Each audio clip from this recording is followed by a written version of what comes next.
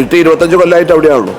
അപ്പോൾ അങ്ങോട്ടും ഇങ്ങോട്ടും ഒരു ഇത് വെച്ച് പ്രായം കാര്യങ്ങളൊക്കെ കണക്കിലെടുത്തിട്ട് അദ്ദേഹത്തിന് കുറച്ചും കൂടി ഒരു അങ്ങോട്ടും കൂടി യാത്ര ചെയ്യാൻ സൗകര്യത്തിന് വേണ്ടിയാണ് മലപ്പുറം മണ്ഡലം കൊടുത്തത്. ഇന്ത്യ സഖ്യത്തിന് മുന്നണിയിൽ CPM ഇല്ലല്ലോ. എവിടെ നിങ്ങൾ പറയണത് ഇന്ത്യ സഖ്യത്തിൻ്റെ മുന്നണിയിൽ CPM ഉണ്ടോ? ഇല്ല, അവർ പുറത്താ. ഇന്ത്യ മുന്നണിയിലാണ് രാഹുൽ ഗാന്ധി, കോൺഗ്രസ്, മറ്റ് ഘടകകക്ഷികളൊക്കെ ഉള്ളൂ. അതിൽ CPM ഇന്ത്യ മുന്നണിയില്ല. രാഹുൽ ഗാന്ധി എന്തുകൊണ്ടാണ് എന്തുകൊണ്ടാണ് രാഹുൽ ഗാന്ധിക്കെതിരെ മറ്റുള്ളവർ മത്സരിക്കാത്തത്?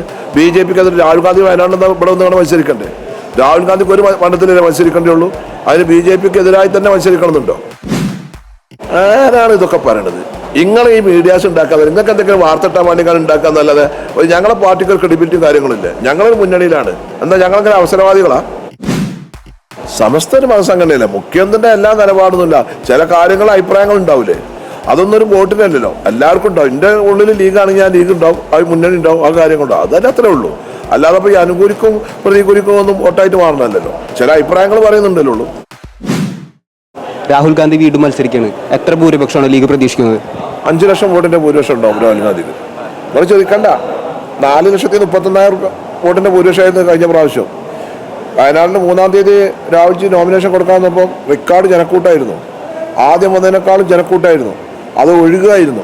അതും നോമ്പ് കാലഘട്ടത്തിലാണ്. നട്ടുച്ചക്ക് 12 മണിക്കാണ് ആ ജനം ഒഴുകിയത്. അതേ ദിവസം തന്നെയായിരുന്നു ആനിരാജന്റെ റോഡ് ഷോ. 400 ആൾ തികച്ച് പങ്കെടുത്തിട്ടില്ല. അത് തന്നെയാണ് അതിന്റെ മാറ്റം. ഈ ഇടതുപക്ഷം ഈ മലപ്പുറത്ത് ഈ തവണ പച്ച തുടങ്ങുമോ? അതോരോ സ്വപ്നമാണ്. നല്ല വോട്ടിന്റെ ഭൂരിപക്ഷത്തിൽ മലപ്പുറത്ത് E.T. മുഹമ്മദ് ബഷീർ സാഹിബും പൊന്നാനിയിൽ അബ്ദുൽ സമദ് സാഹിബും വിജയിക്കും. ഇപ്പോൾ ലീഗിൽ നിന്ന് മാറിയവരെ ഇടതുപക്ഷം എതിരാളികളാക്കുന്നത് താങ്കളുടെ അഭിപ്രായം എന്താണ്? മാർക്സിസ്റ്റ് പാർട്ടിയുടെ സംഘടനാ ദൗർബല്യവും പാർട്ടിയിൽ മത്സരിക്കാൻ സ്ഥാനാർത്ഥികളെ കിട്ടാത്തതും ആയിട്ടുള്ള പ്രശ്നങ്ങൾ. അപ്പോൾ കരങ്ങിയ വെള്ളത്തിൽ മീൻ പിടിക്കാൻ പറ്റുമെന്നുള്ളതാണ് നോക്കുന്നത്. അതൊന്നും പൊന്നാനിയിൽ ഏശാൻ പോകുന്നില്ല. ഒരു പാർട്ടിയിൽ നിന്ന് പുറത്താക്കിയ ഒരാളെ കൊണ്ടുപോയിട്ട് സ്ഥാനാർത്ഥിയാക്കുമ്പോൾ ആ പുറത്താക്കിയ ആളുകൾക്ക് ഒരു കേഡർ പാർട്ടി എന്ന് പറയുന്ന ഒരു പാർട്ടി ചിഹ്നം കൊടുക്കുന്നത് നിങ്ങളൊന്ന് ആലോചിച്ച് നോക്കണേ. ആ പാർട്ടിയുടെ സംഘടനാ ദൗർബല്യം എത്രയാണെന്നുള്ളത്. CPM എന്ന് പറഞ്ഞ പാർട്ടി ഇന്ത്യയിൽ എല്ലായിടത്തും തകർന്നടിച്ചു കൊടുക്കുകയാണ്. ലീഗിന്റെ സീനിയർ ലീഡറാണ് E.T. മുഹമ്മദ് ബഷീർ സാഹിബ്. അപ്പോൾ മലപ്പുറത്ത് കഴിഞ്ഞ പ്രാവശ്യം ബൈ ഇലക്ഷനിൽ വന്ന കുഞ്ഞാലി സാഹിബായിരുന്നു അവിടെ മത്സരിച്ചത്. അത് കഴിഞ്ഞ് സവധാനി വന്നു, പിന്നെ രണ്ടാവും. അപ്പോൾ ഒരു മാറ്റം അങ്ങോട്ട് കൊടുത്തു. E.T. 25 കൊല്ലമായിട്ട് അവിടെയാണുള്ളൂ. അപ്പോൾ അങ്ങോട്ടും ഇങ്ങോട്ടും ഒരു ഇത് വെച്ച് പ്രായം കാര്യങ്ങളൊക്കെ കണക്കിലെടുത്തിട്ട് അദ്ദേഹത്തിന് കുറച്ചും കൂടി ഒരു അങ്ങോട്ടും കൂടി യാത്ര ചെയ്യാൻ സൗകര്യത്തിന് വേണ്ടിയാണ് മലപ്പുറം മണ്ഡലം കൊടുത്തത്. ഇന്ത്യ സഖ്യത്തിന് നേതൃത്വം നൽകിയ രാഹുൽ ഗാന്ധി തന്നെ ഇന്ത്യ സഖ്യത്തിലെ ഉള്ളിലെ പാർട്ടിക്ക് തന്നെ മത്സരിക്കുന്നത് ശരിയാണോ? ഇന്ത്യ സഖ്യത്തിന് മുന്നണിയിൽ CPM ഇല്ലല്ലോ. എവിടെ നിങ്ങൾ പറയണത് ഇന്ത്യ സഖ്യത്തിന്റെ മുന്നണിയിൽ CPM ഉണ്ടോ? ഇല്ല, അവർ പുറത്താ. ഇന്ത്യ മുന്നണിയിലാണ് രാഹുൽ ഗാന്ധി, കോൺഗ്രസ്, മറ്റ് ഘടകകക്ഷികളൊക്കെ ഉള്ളൂ. അതിൽ CPM India മുന്നണിയില്ല.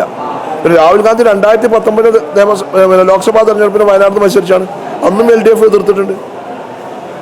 Rahul Gandhi Indian national കോൺഗ്രസിന്റെ സമുന്നതനായ നേതാവാണ്. രാഹുൽ ഗാന്ധി എന്തുകൊണ്ടാണ് BJPക്കെതിരെ മത്സരിക്കാത്തത്? രാഹുൽ ഗാന്ധി എന്തുകൊണ്ടാണ് രാഹുൽ ഗാന്ധിക്കെതിരെ മറ്റുള്ളവർ മത്സരിക്കാത്തത്?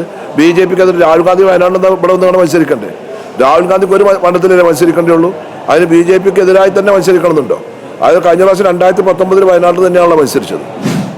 കഴിഞ്ഞ തവണ 19 സീറ്റാണ് UDFന് കിട്ടിയത്. ഈ തവണ എത്രയാണ് പ്രതീക്ഷിക്കുന്നത്? 20-20. നല്ല ഓളാണ്. അല്ലാതെ ഗവൺമെന്റിനെതിരായുള്ള പിണറായി വിജയൻ സർക്കാരിനെതിരായിട്ടുള്ള ഒരു വിജയത്തിൽ കൂടി ആയിരിക്കും ഈ തെരഞ്ഞെടുപ്പ്. ജനങ്ങൾ മുഴുവൻ ഗവൺമെന്റിനെതിരാണ്. പിന്നെ ജനങ്ങൾക്കൊരു സുരക്ഷിത ബോധം വേണം, ഒരു മതേതരത്വം വേണം, എല്ലാവർക്കും ഒത്തുകൂടാൻ വേണം. അതിന് കോൺഗ്രസിന്റെ നേതൃത്വമുള്ള ഇന്ത്യ മുന്നണി ഇന്ത്യയിൽ അധികാരത്തിൽ വരണം. അതുപോലെ തന്നെ ജനങ്ങളെ ദ്രോഹിക്കുന്ന എല്ലാ രംഗത്തും പരാജയമായ ഒരു ഗവൺമെന്റിനെതിരായിട്ടുള്ള ഒരു വിജയത്തായിരിക്കും ഈ തെരഞ്ഞെടുപ്പ് കേരളത്തിലുണ്ടാവുക. ഈ ലോക്സഭാ തെരഞ്ഞെടുപ്പിന് ശേഷം ലീഗ് ഇടതുപക്ഷത്തോട് ചേരുമോ? ആരാണ് ഇതൊക്കെ പറയണത്? നിങ്ങൾ ഈ മീഡിയാസ് ഉണ്ടാക്കാതെ നിങ്ങൾക്ക് എന്തെങ്കിലും വാർത്ത വേണ്ടിക്കാൻ ഉണ്ടാക്കാന്നല്ലാതെ ഞങ്ങളെ പാർട്ടിക്ക് ക്രെഡിബിലിറ്റിയും കാര്യങ്ങളില്ലേ? ഞങ്ങളൊരു മുന്നണിയിലാണ്. എന്താ ഞങ്ങളങ്ങനെ അവസരവാദികളാ? ഇടതുപക്ഷത്തിന് വല്ല നന്മകൾ താങ്കൾ കാണുന്നുണ്ടോ? ഒരു നന്മയില്ല. മുമ്പൊക്കെ നന്മ ഉണ്ടായിരുന്നു, ഒരു നന്മയില്ല. അതിൽ നന്മ ഉണ്ടെങ്കിൽ ബംഗാളിൽ ആ പാർട്ടി ഇല്ലാതെയാവുമോ? അതിൽ നന്മ ഉണ്ടെങ്കിൽ ത്രിപുരയിൽ ആ പാർട്ടി ഇല്ലാതെ 25 കൊല്ലം ത്രിപുര ഭരിച്ചിട്ടാണ് ആ പാർട്ടിയിൽ. അപ്പോൾ അതിജീവനത്തിന് വേണ്ടി കോൺഗ്രസുമായിട്ടാണ് സഖ്യം. ബംഗാളിൽ 2011 34 കൊല്ലം അധികാരത്തിൽ വന്നൊരു പാർട്ടി 2021 ആയപ്പോൾ നിയമസഭയിലേക്ക്, അതുപോലെ 2000 പാർലമെന്റിലേക്ക് സീറ്റില്ലാത്തൊരു പാർട്ടി. ആ പാർട്ടിയുടെ അധോഗതികൾ ആലോചിച്ച് നോക്കണേ. ന്യൂനപക്ഷത്തിൻ്റെ പേര് പറഞ്ഞ കാലം ന്യൂനപക്ഷ അവകാശങ്ങൾക്ക് പറയുന്നു. 2.25 കോടി മുസ്ലിങ്ങളുണ്ട് ബംഗാളിൽ. എന്തേ ബംഗാളിലെ ന്യൂനപക്ഷങ്ങൾക്ക് CPM-നെതിരായി വോട്ട് ചെയ്ത്?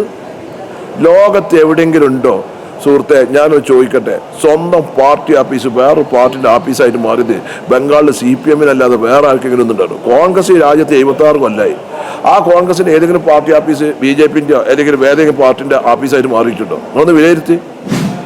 ഇപ്പോൾ മുഖ്യമന്ത്രിയുടെ പല നിലപാടുകളും സമസ്ത അനുകൂലമായി പ്രതികരിച്ചിട്ടുണ്ട്. എന്താണ് താങ്കളുടെ അഭിപ്രായം? സമസ്ത ഒരു മതസംഘടനയില്ല, മുഖ്യമന്ത്രിൻ്റെ എല്ലാ നിലപാടൊന്നുമില്ല. ചില കാര്യങ്ങൾ അഭിപ്രായങ്ങൾ ഉണ്ടാവില്ലേ? അതൊന്നും ഒരു വോട്ടിനല്ലല്ലോ, എല്ലാവർക്കും ഉണ്ടാവും. എൻ്റെ ഉള്ളിൽ ലീഗാണെങ്കിൽ ആ ലീഗ് ഉണ്ടാവും, ആ മുന്നണി ഉണ്ടാവും, ആ കാര്യങ്ങളുണ്ടാവും. അതല്ല, അത്രേ ഉള്ളൂ. അല്ലാതെ ഇപ്പോൾ ഈ അനുകൂലിക്കും പ്രതികൂലിക്കും ഒന്നും വോട്ടായിട്ട് മാറണമല്ലോ. ചില അഭിപ്രായങ്ങൾ പറയുന്നുണ്ടല്ലോ ഉള്ളൂ. ഇപ്പോൾ വഖഫ് ഇതിന് വന്നപ്പോൾ നിയമന PSC കൊടുക്കണം നമ്മൾ എല്ലാവരും CPM-നെ എതിർത്തിട്ടില്ലേ? അവസാനം മറ്റേ മുസ്ലിം സമുദായത്തിൻ്റെ രോഷം മയന്ന് പിന്നെ അത് പിൻവലിക്കേണ്ടി വന്നില്ലേ? അപ്പോൾ ഈ കഴിഞ്ഞ ദിവസങ്ങൾ മുമ്പാണ് SDP UDF-ന് പിന്തുണ പ്രഖ്യാപിച്ചത്. അപ്പോൾ എന്താണ്, അങ്ങനെയാണ് SDP-യുടെ പിന്തുണ നോക്കിക്കാണുന്നത്?